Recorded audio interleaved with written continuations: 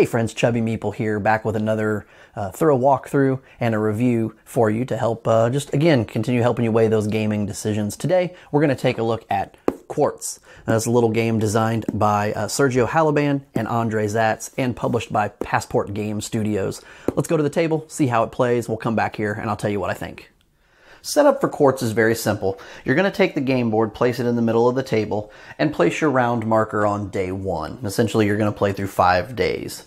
You're then going to give each player a mine cart with a breakdown of the number of gems that are in, or the types of gems that are in the mine, as well as the dollar values that each is worth, and then some set collection for some extra scoring broken down on here. There's also a second side to this, so when you get kicked out of the mine, this is how you indicate to the other players that you've had that accident and you've been kicked out.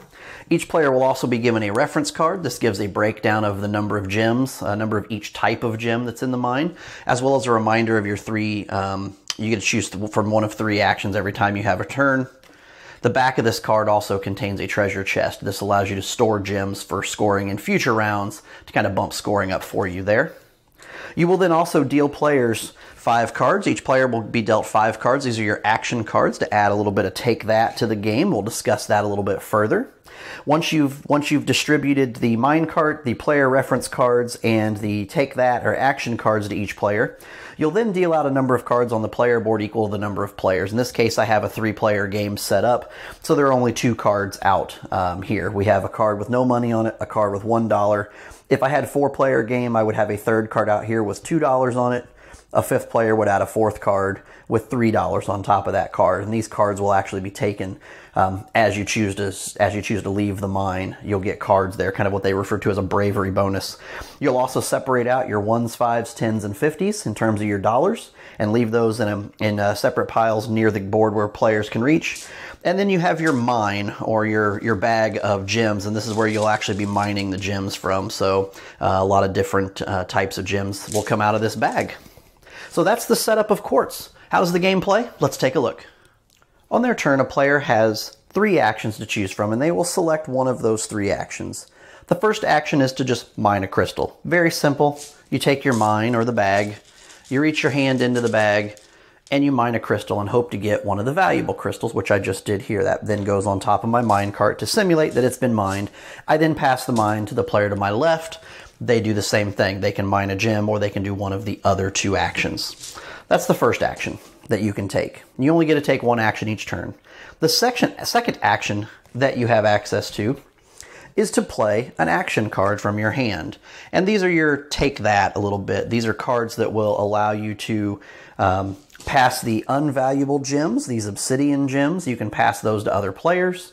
You can force other players to mine for you, and they have to keep whatever they take out of the bag. So a way you have them mine 2 gems, and you have the option of taking 1 from them if you want to. Otherwise, they keep everything they've pulled out of the bag, including the obsidian gems.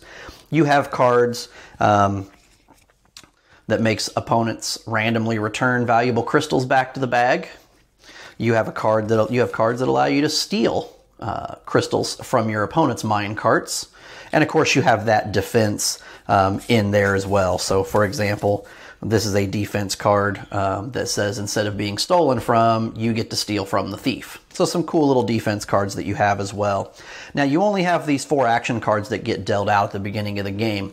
And one of the neat components of this that I thought was kind of a cool design element is you'll notice on each of these cards you have a dollar value up in the upper left-hand corner of each card. That indicates that if at the end of the game, the end of day 5, if you have these cards in your hand, you will score this many dollars. You'll be able to sell these cards back for additional victory points. So there is a little bit of decision making as well when it comes to playing action cards.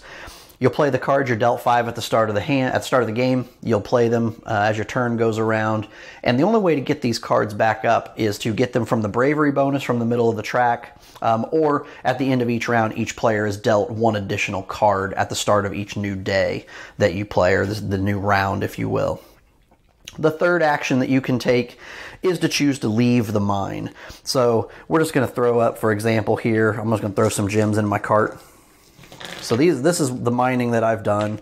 I see that I have a lot of points in my cart. I also have one of the lumps of coal or the obsidian gems, obsidian crystal that are in my cart. I don't want to get a second one, so I'm going to tell everyone, announce as my action for my turn that I'm leaving the mine. When I leave the mine, I take all of the gems that are on my mine cart.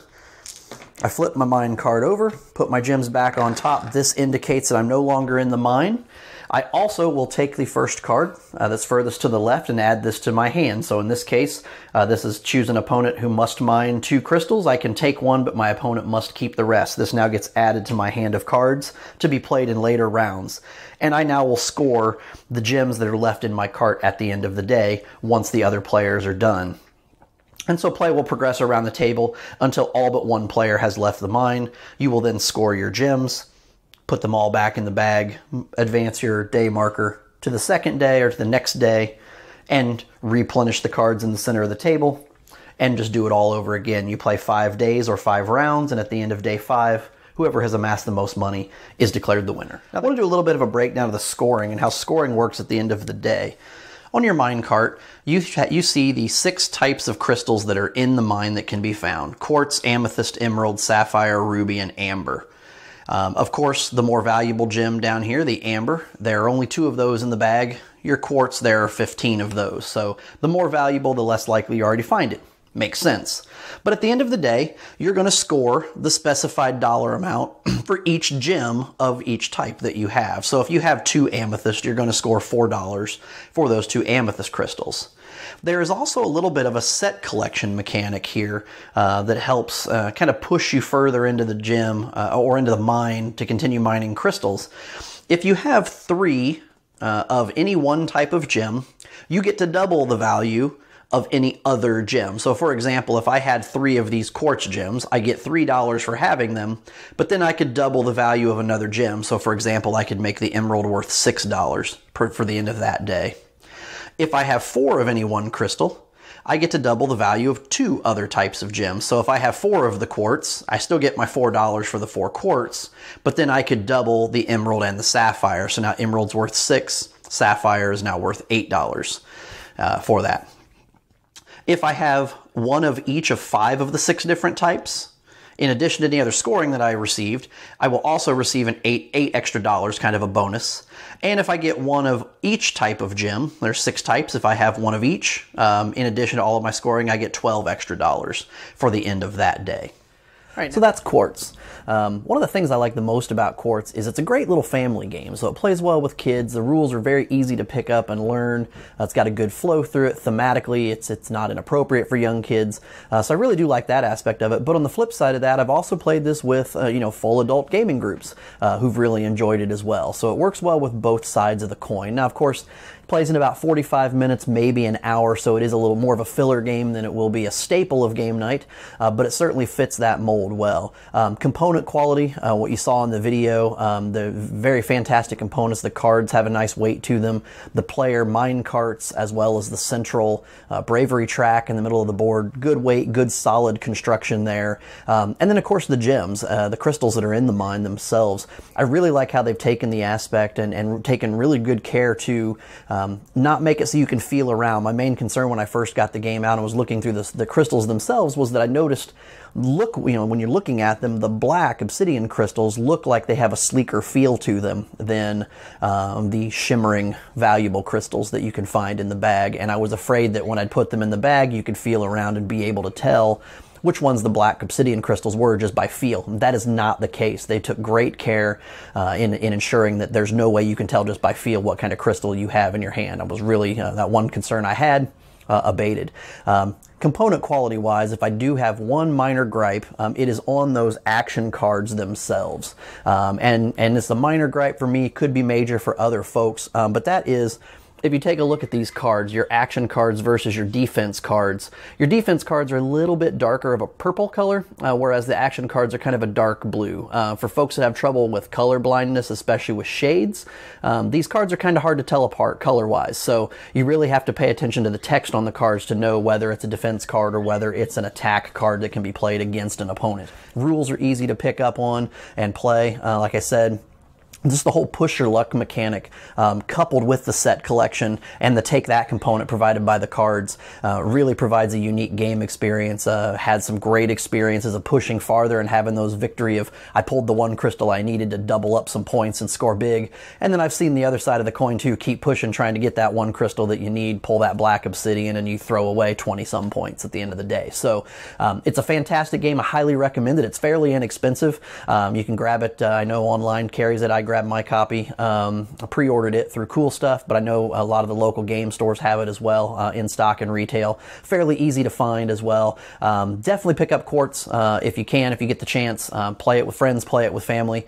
And until next time, that's a Chubby Meeple saying, have some fun, play some games, and continue making those memories.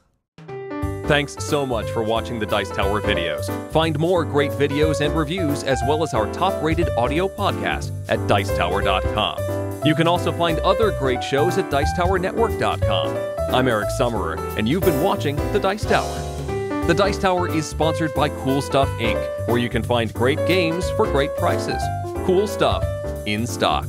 Check them out at CoolStuffInc.com.